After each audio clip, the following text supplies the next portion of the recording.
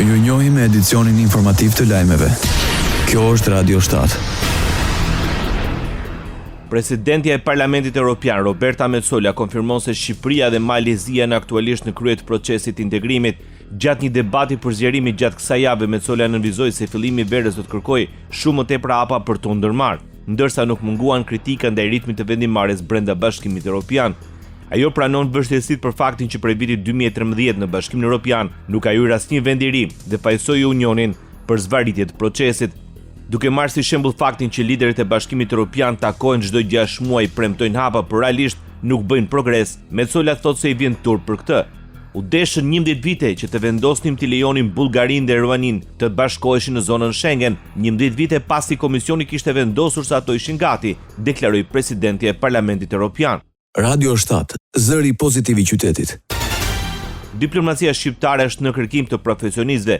Ministri për Ropën dhe Punët e Jashtme Ferit Hoxha bëri një thirrje të drejtë për profesionistët shqiptar. Sipas kryediplomatit, kush e ndjen veten gati duhet të aplikojë për të bërë pjesë e skuadrës diplomatike në Bruksel. Përmes një postimi në rrjetin social X, Hoxha fton të interesuarit që të ndjekin procedurat dhe të aplikojnë për të përfshirë në misionin e Shqipërisë pranë Bashkimit Evropian në kuadër të objektivit ambicioz Shqipëria 2030. Ai thekson se procesi i integrimit evropian ka hyrë në një fazë të avancuar dhe kërkon njerëz me formim të fortë akademik, përvojë profesionale dhe aftësi reale për të përfaqësuar Shqipërinë me dinjitet. Aplikimet janë të hapura dhe të interesuarit mund të ndjekin udhëzimet pranë njoftimit zyrtar të publikuar nga Ministria e Punëve të Jashtme.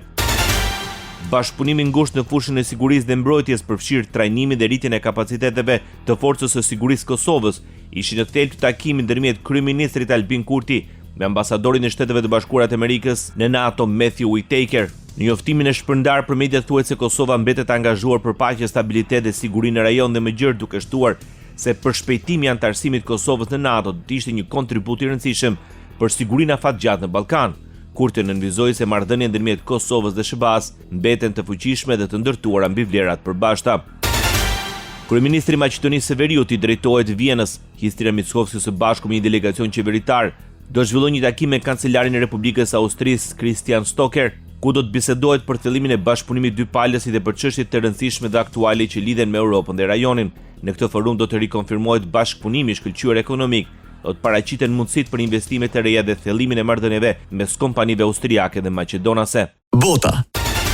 Presidenti i Shteteve të Bashkuara të Amerikës Donald Trump konfirmon zgjatjen e armpushimit me Iranin deri në një afat të pacaktuar, një vendim që ka ngjallur reagime të menjëhershme nga zyrtarët në Teheran. Sipas Mahdi Mohammadi, këshilltari i kryetarit të parlamentit iranian, ky veprim përbën një strategji për të blerë kohë përpara një sulmi të ri surprizë të mundshëm ndaj Iranit. Burime nga udhëheqja politike iraniane i thanë agjencisë Reuters se negociatorët e Teheranit janë të gatshëm të marrin pjesë në bisedime me Washingtonin, por vetëm nëse SBA heq dorë nga politika e presionit dhe kërcënimeve dhe ndalon kërkesat për dorëzim pa kushte. Situata është përshkallëzuar më tej pas kapjes së dy anijeve tregtare nga forcat amerikane, një veprim që Irani ka dënuar ashpër duke cilësuar piraterinë në det dhe terrorizëm shtetëror. Ndoqët lajmet shkurt në Radio 7, zëri pozitiv i qytetit.